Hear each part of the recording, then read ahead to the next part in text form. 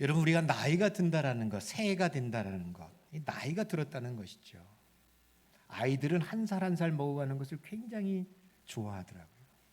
근데 어른들은 그렇지 않은 것 같아요. 해가 바뀌었다. 좋은 것도 있지만, 아유, 내가 한 살 더 먹었구나. 내가 더 늙어가고 있구나. 라는 생각도 좀 들죠. 여러분, 이렇게 해가 바뀌어지면서 나타나는 현상 중에 하나가 뭐냐면 깜빡깜빡하는 게 있어요. 인정하시나요? 네. 핸드폰 들고 핸드폰 찾는 사람 봤어요, 저는. 핸드폰을 손에 들고서 핸드폰 어디 있는지 막 찾으시는 거예요. 깜빡깜빡하는 거죠. 또 어떤 경우가 있냐면 단어가 생각이 안 나요. 이 상황에 이럴 때는 이런 단어가 나와야 하는데 그게 나오지 않습니다. 그래서 제일 많이 쓰는 말이 거시기예요. 거시기. 생각나지 않는 거예요. 제가 재미난 이야기 하나 해드릴게요. 우리나라에 선교사님들이 초창기에 많이 왔었잖아요. 선교사님들이 오셔가지고 한국말을 배우면서 한국 예배를 인도하게 되어졌는데, 선교사님이 한국말이 서툽니다. 근데 나이도 드셨어요. 마지막 축도를 하는데, 여러분, 제가 축도할 때 여러분들 잘 이렇게 보시면 처음에 시작하는 말이 있답니다. 이제는 혹은 지금은, 그렇게 시작하잖아요. 근데 선교사님이 그 말이 생각이 안 났어요. 이제는 해야 되는데 생각이 안 났어요. 그래서 뭐라고 하셨는지 알아요? 요즘은 그랬어요. 요즘은 그랬어요.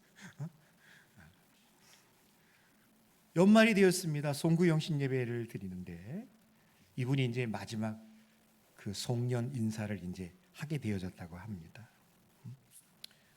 근데 이제 그 외국인들이기 때문에 또 연세도 드셨기 때문에 외국인들이 우리나라 그 단어 말을 잘 분별하지 못하는 경우가 종종 있어요. 그 중에 하나가 이제 어떤 게 있냐면 연이랑 해를 구분하지 못해요. 한자로 쓰면 연이잖아요. 또 그냥 하면 해인데 이거를 잘 구분하지 못하는 그 선교사님이 송년 인사를 합니다.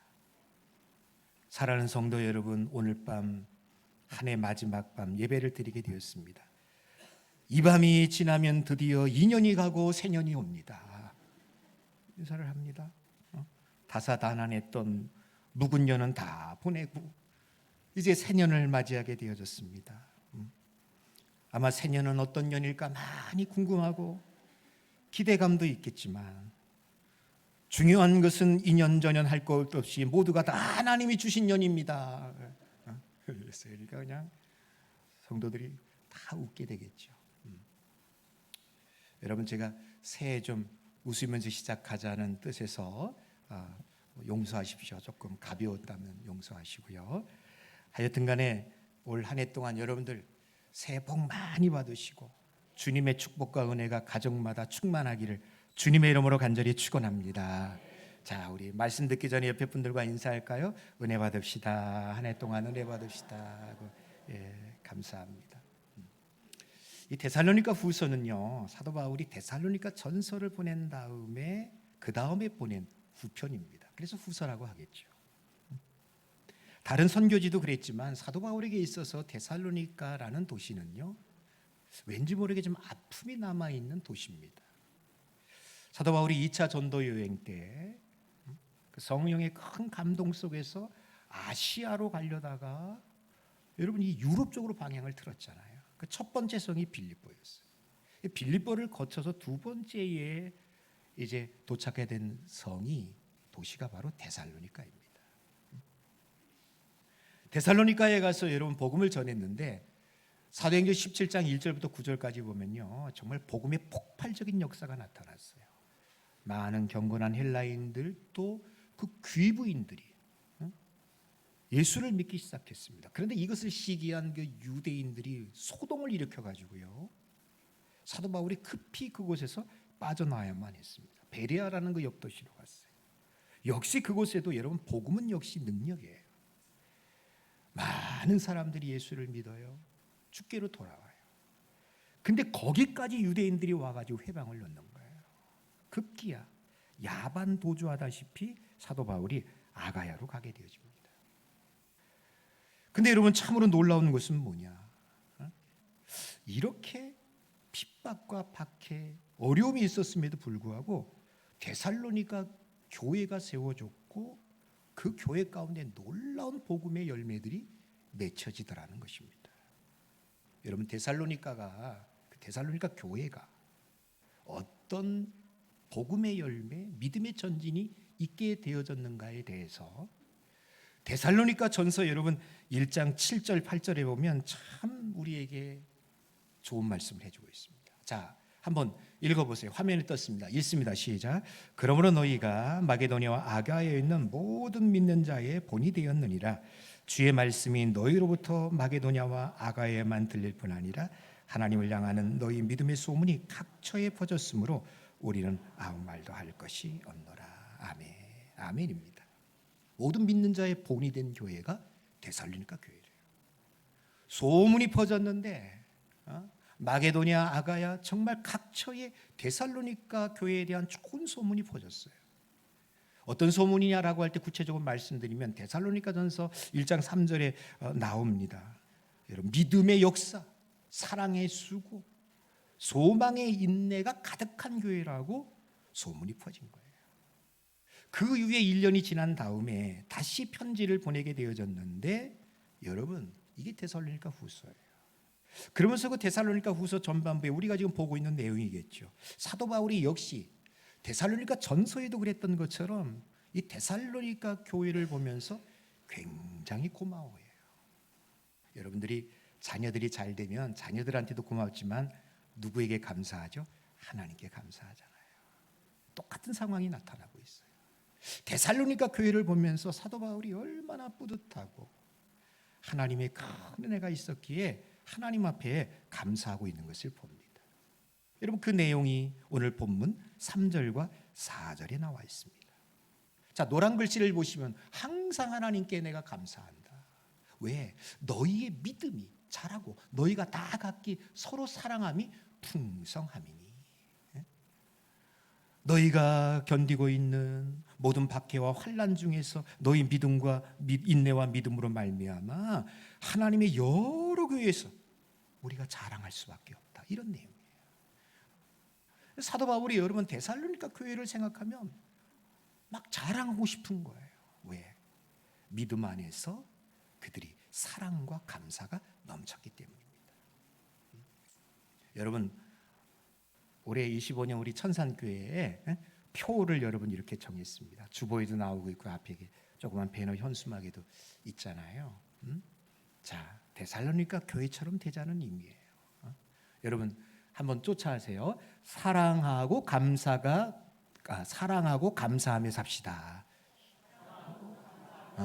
다시 합시다. 사랑하고 감사하며 삽시다.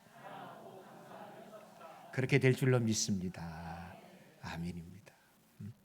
한마디로 말해서 데살로니가 교회는요 사랑과 감사가 넘치는 교회예요. 말씀드렸습니다만 사도 바울이 데살로니가 그 지방에 머물렀던 기간은 불과 3주밖에 되지 않아요.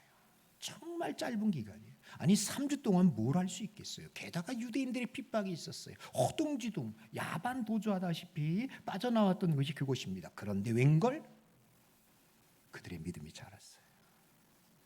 여러분 믿음이 자라면 교회는 부흥하고 성도들은 사랑으로 하나 될 줄로 믿습니다. 바로 이런 교회가 됐어요. 믿음이 자라면서 온 성도들이요 사랑으로 똘똘똘 뭉친 거예요. 여러분 얼마나 좋아요. 그러니까 교회다 그러면 사도 바울은 비단 여러분 이 데살로니가 전서 후서에만 이야기하고 있지는 않습니다. 그가 썼던 모든 교회들 그 서신서를 보게 되어지면 여러분 교회는 반드시 있어야 될 것이 있어요. 뭡니까? 믿음 안에서 자라는 거예요.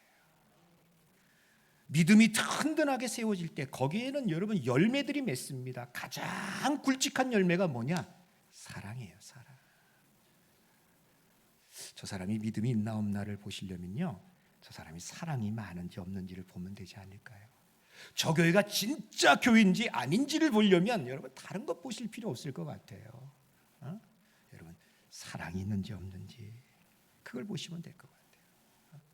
여러분, 우리에게 있어서 이 사랑이라는 것이 얼마나 중요한지 잘 알고 계시죠? 믿지 않는 사람들도 기독교, 교회 그러면 사랑이라는 이야기를 제일 많이 합니다. 기독교의 트레이드 마크가 뭐냐? 십자가죠, 십자가. 십자가가 딱 그려져 있고 붙여져 있는 걸 보시면 아, 기독교인이구나, 교회구나, 다 인정하지 않습니까? 근데 여러분, 십자가가 뭐죠? 십자가는요, 하나님의 사랑이에요.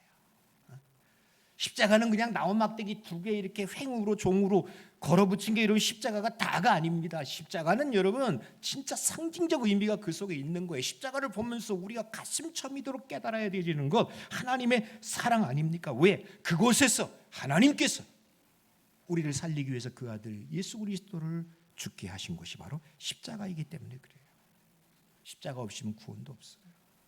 십자가 없이는 우리는 영원토록 사탄의 자식으로 살다가 저 펄펄 끓는 지옥 형벌 속에 떨어져 있던 우리가 아닙니까? 그런데 내가 어떻게 나 같은 사람이요 하나님의 자녀가 되었을 뿐만 아니라 오늘 죽어도 천국 갈 수 있는 구원의 확신이 있는 줄로 믿습니다.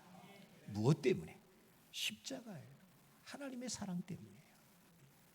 영국의 그 유명한 설교가 스펄전 목사님이 계시죠.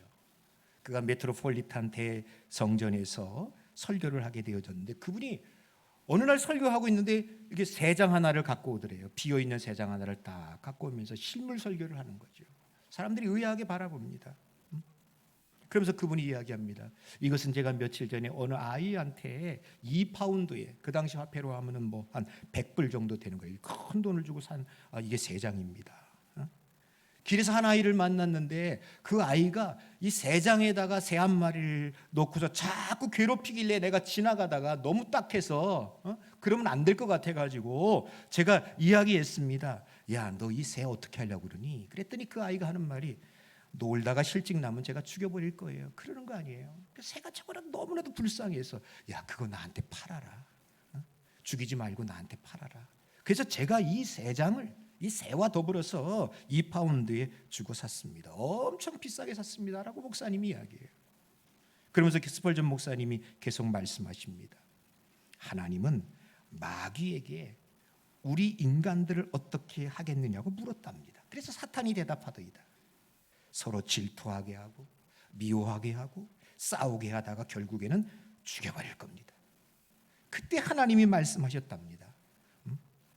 내가 그걸 사고 싶은데 얼마면 되겠니? 사탄이 말했습니다. 그러면 당신의 외아들을 내주십시오. 그 외아들을 인간들에게 내어주면 그네들이 침을 뱉고 그를 십자가에 매달아 죽일 겁니다. 그래도 사실 겁니까? 그래도 하나님이 사셨다는 이야기예요. 이게 스펄전 목사님의 설교의 요지였어요. 여러분, 하나님은 정말 그런 분이에요. 우리를 죄와 사망 가운데서 구원하여 하나님의 자녀로 삼기 위해서, 잃어버린 하나님의 형상을 회복시키기 위해서 하나님이 값을 치르셨어요. 그 아들 예수님의 생명의 값이었어요. 여러분, 성경은 우리에게 무엇이라고 이야기합니까? 요한복음 3장 16절, 우리가 너무나도 잘 알고 있는 말씀이죠. 한번 큰 소리로 읽습니다. 시작. 하나님이 세상을 이처럼 사랑하사 독생자를 주셨으니 이는 그를 믿는 자마다 멸망하지 않고 영생을 얻게 하려 하심이라. 할렐루야. 하나님의 사랑이에요. 여러분, 십자가는 당시에 가장 흉악한 형틀이었어요. 저주와 혐오의 대상이 십자가였습니다. 유대인들에게는 꺼리끼는 거였어요. 이방인들에게는 미련한 것으로 여겨졌어요. 그런데 그 흉악한 십자가에 하나님께서 그 아들 독생자를 죽게 내버려 두셨어요. 여러분, 우리 한번 냉정하게 생각해 봅시다. 다른 사람 살리려고, 그것도 정말 가치가 없는, 저거 죽어 마땅한 사람을 살리기 위해서 어느 누가 우리의 자식, 내 아들을 그것과 바꿀 수 있겠냐고요. 그럴 사람 있으세요? 다른 사람 살리겠다고, 그것도 별 볼 일 없는, 정말 가치도 없는 그 사람 살리기 위해서 내 아들을 내줄 수 있겠냐고요. 근데 하나님이 그렇게 하셨어요. 그거 외에는 우리를 살릴 수 있는 길이 없기에 하나님이 우리를 살리기 위해서 그 아들 생명을, 예수님의 생명을 십자가에서 저 처참하게 찢겨 죽게 했다는 얘기예요. 그래서 하나님의 이런 사랑을 일컬어서 끝이 없다. 하늘보다 높고 바다보다 깊은 사랑, 하나님의 사랑입니다. 하나님의 사랑. 요한일서 4장 8절에 보면 그러면 뭐라고 이야기합니까? 그래서 그렇게 이야기해요. 하나님은 사랑이라. 하나님은 사랑이라. 그러면서 요한일서에 보면 정말로 이런 하나님의 사랑을 너희가 안다면 이렇게 살아야 한다라고 우리에게 아주 적극적으로 권면해 주고 있어요. 우리 안에 이 사랑이 있다면 어떻게 살아야 되느냐? 요한일서 4장 11절에 뭐라고 이야기합니까? 하나님이 이같이 우리를 사랑하셨죠. 우리도 서로 사랑해야 한다. 이게 마땅하다. 4장 16절 하나님은 사랑이신데 사랑 안에 거하는 자는 하나님 안에 거하고 하나님도 그의 안에 거하는데 4장 20절에 뭐라고 이야기합니까? 누구든지 하나님을 사랑하노라 하면서 하나님의 사랑을 안다고 하고 그분을 사랑한다고 하면서도 그 형제를 미워하고 있다면 뭐라고 얘기해요? 거짓말쟁이다. 그건 거짓이다라고 이야기해요. 요약해서 말하면 그거예요. 하나님을 사랑한다고 하면서 우리 옆에 있는 형제와 우리의 가족을 사랑하지 못한다면 그건 거짓말이라는 얘기예요. 그 사람 속에는 그제 말로는 그렇다고 이야기할 수 있지 모르지만 진짜는 하나님이 그 안에 계시지 않는 것이다라고 이야기하고 있어요. 그러니까 여러분 그런 것 같아요. 저 사람의 믿음의 진위를 어떻게 알 수 있을까요? 신앙의 무게감을 무엇으로 달아볼 수 있을까요? 사랑 아닐까요? 정말 그에게 하나님이 계십니까? 사랑하는 사람이네. 그것 보고 알 수 있다는 얘기예요. 이것은 여러분 고린도전서 13장에서도 아주 명확하게 이야기하고 있답니다. 고린도전서 13장 1절부터 여러분 3절까지 여러분 눈으로 보세요. 여러분 사람의 방언 천사의 말 얼마나 멋들어집니까? 그러나 사랑이 없다면 아이고 시끄러운 꽹과리 소리에 불과하다. 예언하는 능력, 산을 옮길 만한 믿음 얼마나 대단합니까? 그런데 사랑이 없으면 아무것도 아니래요. 모든 것으로 구제한다고 합시다. 내 몸을 불사를 정도의 헌신과 충성이 있다고 합시다. 그러나 사랑이 없다면 아무 유익이 없다라고 얘기해요. 이런 요한계시록의 2장과 3장 보면요, 초대 그 소아시아 교회에 있었던 7교회에 대한 주님의 말씀이 나와요. 그 가운데 그 7교회 가운데 가장 대표적이고 가장 큰 교회가 에베소 교회였습니다. 에베소 교회를 향하여서 주님이 책망하신 것은 하나였습니다. 너희가 처음 사랑을 버렸노라, 그 얘기예요. 처음 사랑을 버렸노라. 근데 여러분 에베소 교회는 과거에 그런 교회가 아니었답니다. 얼마나 사랑이 많고 얼마나 정이 많았던 교회인지 몰라요. 하나님을 사랑하는 것은 물론이거니와 그 성도들 간에 아주 끈끈한 사랑이 넘쳤던 교회가 에베소 교회예요. 그 증거가 여러분 사도행전 20장에 나와요. 사도 바울이 에베소 교회에서 목회하다가 이제 그가 예루살렘으로 가게 되어집니다. 그러면서 그 에베소 교회 장로들을 밀레도 항구에서 불러서 마지막 그 이별 작별 장면이 나오는데 사도 바울이 이야기해요. 내가 지난 3년 동안 겸손과 눈물로 여러분들을 섬긴 것을 알지 않습니까? 유대인의 관계로 말미암아 당한 시험을 참고 주를 섬긴 것을 여러분들이 잘 알고 있지 않습니까? 제가 이제 성령에 매여 예루살렘으로 가고자 합니다. 성령이 각성해서 내게 증언하여 결박과 환난이 나를 기다린다 하나 아주 유명한 말이죠. 나의 달려갈 길과 주 예수께 받은 사명 곧 은혜의 복음을 증언하려 하면은 내 생명조차도 귀하지 여기지 않겠습니다. 사도 바울은 예루살렘으로 갈 것을 결단합니다. 근데 그것은 그가 지금 고백하고 있는 것처럼 환난이 기다리고 있습니다. 결박이 기다리고 있습니다. 아니 그곳에 가면 죽을 수밖에 없어요. 근데 가겠대요. 그 말을 들은 에베소 교회 장로들이 붙잡고 말려요. 가지 마세요. 왜 가세요? 가면 죽어요. 왜 가십니까? 왜 일부러 불구덩이 속으로 들어가십니까? 그래도 바울은 간다고 그래요. 그럴 때 여러분 사도 바울과 에베소 교회 장로들이 어떻게 합니까? 사도행전 20장 36절 32절 말씀 보니까 함께 부둥켜하고 기도해요. 엉엉 울어요. 이게 마지막일 수도 있으니까. 크게 울며 바울의 목을 끌어안고 입을 맞춥니다. 여러분 이 장면에 여러분 뭔가 연상되지 않아요? 정말 예배소 교회 교인들이, 그 장로들이 사랑이 넘쳤구나. 정말로 주의 종 사도 바울을 사랑했구나.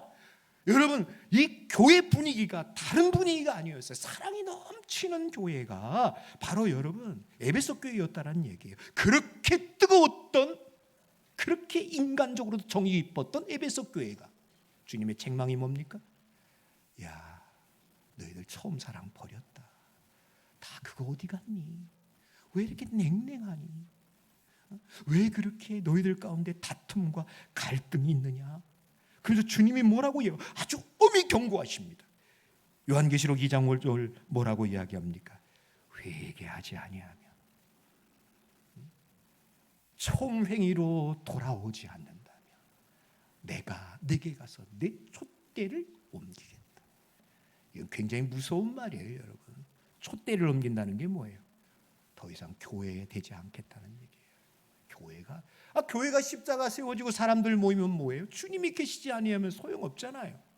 사람들이 있으나 그들 가운데 진정한 믿음도 사랑도 없다면 그게 무슨 교회입니까? 교회의 사명과 역할을 본질을 다 잃어버렸다면 그게 무슨 교회입니까? 그렇게 만드시겠다는 거예요. 무엇 때문에? 너희가 처음 사랑을 버렸다. 사랑하는 성도 여러분, 정말 바라고 소망합니다.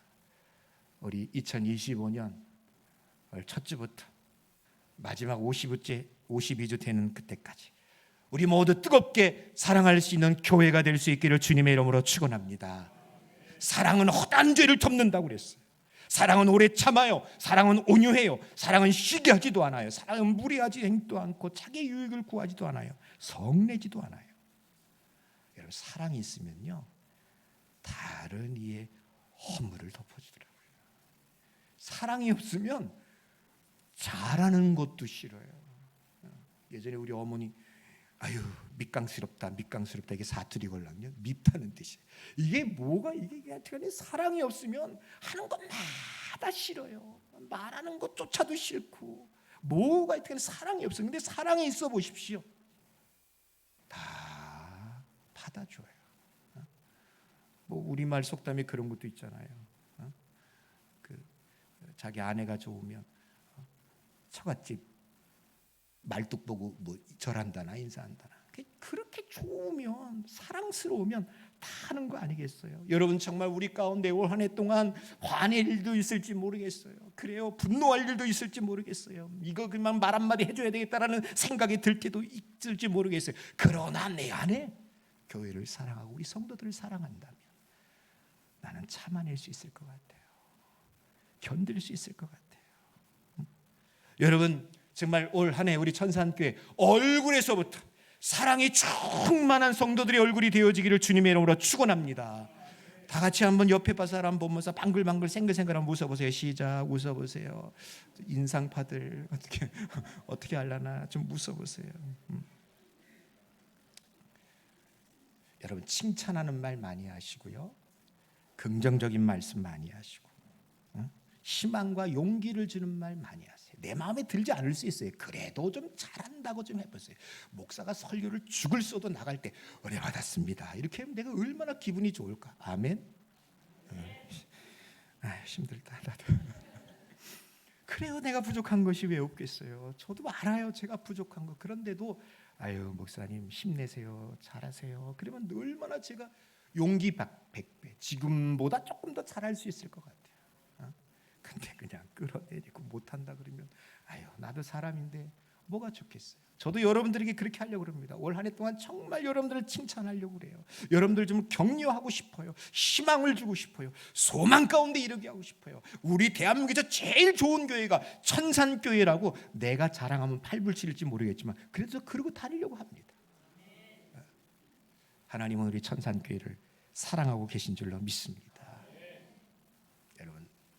이 사랑의 마음이 들지 않을 때 어떻게 해야 되느냐? 이 말씀하고 제가 마칠게요. 자, 마음씨 고약한 어느 며느리가 있었는데 이 며느리는 그 시어머니가 눈에 가시처럼 느껴졌대요. 바라는 것이 뭐냐? 우리 어머니 언제 돌아가시나? 빨리 돌아가셨으면 좋겠다. 아니 남편은 또 효자 중에 효자야. 얼마나 잘하는지. 그러니까 그런 남편이 미운 거죠. 싫은 거죠. 근데 여러분, 시어머니가 바보입니까? 눈치가 백단이지. 며느리가 자기를 좋아하는지 싫어하는지 왜 모르겠어요. 어머니도 다 알고 있어요. 그러니까 이 고부간의 갈등, 누가 그럽디다 고부간의 갈등은 주님이 오셔야 해결될 수 있다고. 근데 이 고부간의 갈등이 점점 깊어지는 거예요. 며느리가 고심하다가 참다 못해 자기 남편에게 이야기합니다. 여보, 난 더 이상 못 모시겠어. 난 못 모시겠어. 우리 분가하든지 이혼하든지 둘 중에 하나 합시다. 아유, 남편으로서는 큰일 났어요. 곰곰이 생각하다가 남편이 아내에게 제안을 합니다. 여보, 내가 당신 말대로 분가할 테니 100일 동안만 우리 어머니에게 웃는 얼굴로 어머니 밥상을 좀 정성스레 차려주시오. 100일 동안만 그렇게 하시오. 그러면 내가 100일이 지난 다음에는 어머니에게 말씀드려서 우리 분가하도록 하겠어. 그래서 이 며느리가 그 말을 듣고 정말 100일 동안 있는 정성 없는 정성 방글방글 웃어가면서 어머니에게 식사를 잘 대접했어요. 어머니 식사하세요. 그러면서 같이 앞에, 그때는 같이도 안 먹을걸랑요. 그때 이게 같이 먹으면서 식사를 잘 대접했어요. 그러면서 90일이 지나고 거의 100일이 가까워지는 99일째 되는 날, 며느리 생각이 달라진 거예요. 남편이 묻습니다. 여보, 내일 100일이야. 내가 내일 어머니한테 말씀드리려고 그래. 그랬더니 이 며느리가 뭘 말해요? 그냥 가만히 계셔. 그냥 있어. 자기가 부끄러우니까 그런 거겠죠. 그냥 계셔. 가만히 있어요. 뭘 얘기해요? 근데 여러분, 이 며느리만 변화된 게 아니라요, 어머니도 변화되었어요. 어머니도. 왜? 며느리가 달라졌어요. 하루하루 달라지는 거야. 지난번에는 그냥 상을 차리는 등 마는 등 어머니 드시려면 드시고 말라면 마시오 이렇게 했는데, 정성껏 밥상을 차려서 하루 이틀도 아니고 100일 동안 그렇게 하는 그 모습을 보면서 어머니 마음에도 감동이 왔어요. 오호, 우리 아이가 변했구나. 우리 며느리가 변했구나. 그러면 여러분, 그런 시어머니들이 하는 게 뭐죠? 동네방네 다니면서 자랑을 하기 시작합니다. 우리 며느리가 얼마나 좋은 며느리인데, 우리 며느리가 얼마나 잘하는데, 자랑을 하는 거예요. 물어봅시다. 같이 살았을까요? 헤어졌을까요?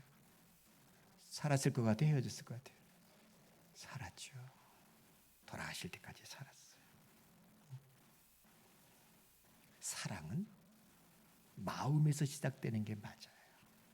근데 이 모난 마음이 움직이지 않아요. 여러분들은 여러분들의 마음을 믿지 마세요.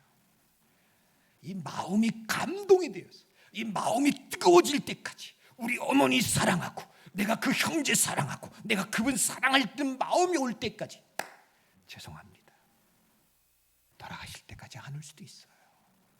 안 올지도 몰라요. 그 증거는 지금 우리 가운데 있어요. 내가 그분에 대해서 마음이 바뀌어지지 않는 거 말해봅시다.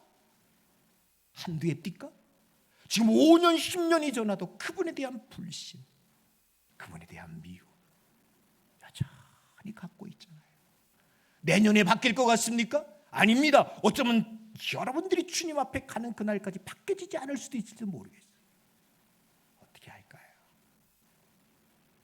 우리의 마음보다 더 중요한 건 주님의 말씀이랍니다. 주님이 뭐라고 말씀하시죠? 요한복음 13장 34절에 이야기합니다. 이제 내가 너에게 새 계명을 주노니 서로 사랑해라. 내가 너희를 사랑한 것 같이 너희도 사랑하라. 순종하는 성도들이 되기를 주님의 이름으로 축원합니다. 사랑의 마음이 올 때까지 기다리지 마세요. 그냥 사랑해 주세요. 먼저 찾아가서 손 내밀고 안아주고, 이번 주에 그렇게 하고 다음 주에 또 하고, 처음엔 멋쩍고 계면적일 수 있지만 한 주, 두 주, 한 달, 석 달, 넉 달 하다 보면 달라질 거예요. 나도 모르는 사이에 이제는 그 마음에 사랑이 싹트기 시작할 거예요. 이렇게 여러분들이 권면하면서 설교를 마치고 싶습니다. 여러분 한번 크게 읽으세요. 시작. 내가 먼저 인사하고 내가 먼저 사랑하겠습니다. 다시 한번 하겠습니다. 시작. 내가 먼저 인사하고 내가 먼저 사랑하겠습니다. 그런 교회 되기를 주님의 이름으로 축원합니다.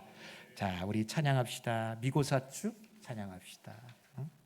미안해요, 고마워요, 사랑해요, 축복해요. 찬양합니다.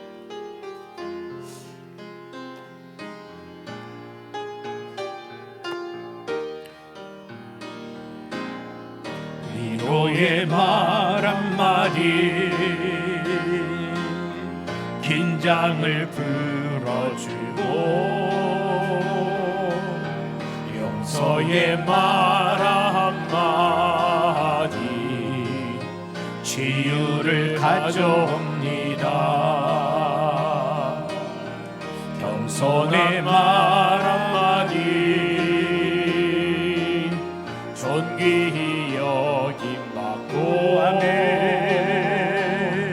교만의 말 한마디 멸망을 가져옵니다. 가장 아름다운 말은 가장 아름다운 말 미안해요, 사랑해요, 축복합니다. 미안해요, 고마워요, 정말 사랑해요. 그리고 당신을 축복합니다. 쓰디쓴 말 한마디, 쓰디쓴 말 한마디 증오를 씻으리고 잔인한 말 한마디 영혼을 파괴합니다. 격려의 말 한마디, 격려의 말 한마디 새 소망 심어주고 지혜의 말 한마디가 지혜의 말 한마디 인격의 향기 가장 아름다운 말을 하세요. 가장 아름다운 말 미안해요, 고마워요, 사랑해요, 축복해요.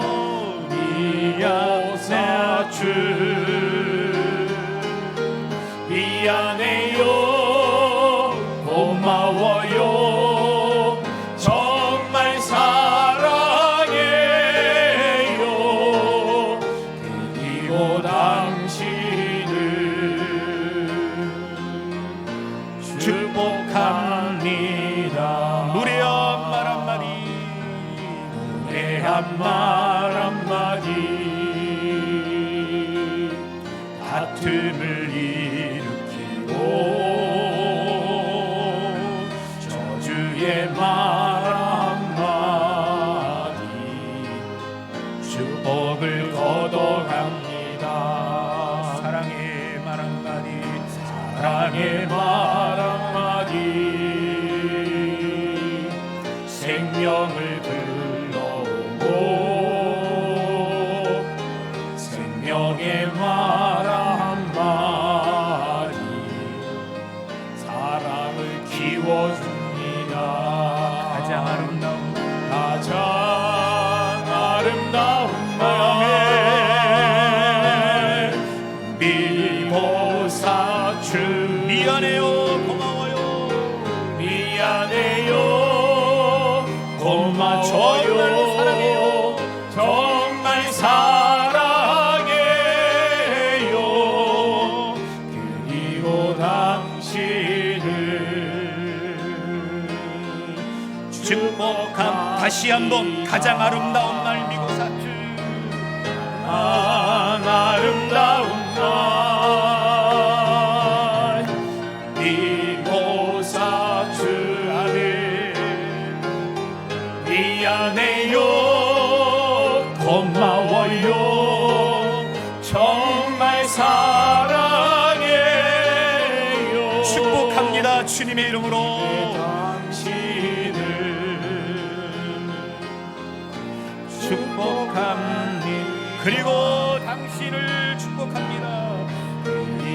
당신을